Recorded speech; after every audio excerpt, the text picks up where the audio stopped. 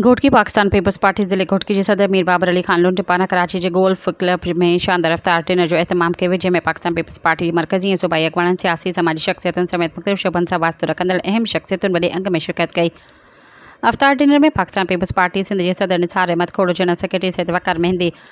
लुंड कबीले जे चीफ सरदार फयाज़ अली खान लुंड, मीर असद अली खान, सूबाई वज़ीर सरदार मोहम्मद बख्श खान महर, MP सरदार अली नवाज़ उर्फ राजा खान महर, चेयरमैन ज़िला काउंसिल घोटकी सरदार बंगल खान महर, चेयरमैन म्यूनसिपल कमेटी घोटकी जाम आसिफ रज़ा खान धारेजो, नवाब अली वसाण, सूबाई वज़ीर से ज़ुल्फ़िकार अली शाह, सरदार अली अनवर खान महर, अमीर तैमूर खान डोमकी, IG सिंध, पुलिस जावेद आलम ओढो, मीर एजाज़ अली खान लुंड, मीर ज़ोहेब अली खान लुंड, अमीर मुस्तफ़ीन अली खान लुंड समेत ॿियनि मोअज़्ज़िज़ शख़्सियतुनि शिरकत कई। अफ्तार डिनर में शिरकत कंदड़नि महिमाननि हिक ॿिए सां मुलाक़ातूं कयूं। मुल्की ऐं सूबाई सियासी सूरत हाल समेत मुख़्तलिफ़ मामलनि ते ख़्यालनि जी ॾे वठि कई वई। तक़रीब ख़ुशगवार माहौल में मुनक़िद थी, जंहिंमें महिमाननि जी भरपूर तवाज़े कई वई। आख़िर में तक़रीब जी मेज़बानी मीर बाबर अली खान लुंड अफ्तार डिनर में शिरकत कंदड़ सभिनी मुअज़्ज़िज़ महिमाननि ऐं दोस्तनि जो शुक्रिया अदा कयो ऐं चयो त अहिड़ियूं तक़रीबूं बाहमी राब्ते खे हथी ॾियनि थियूं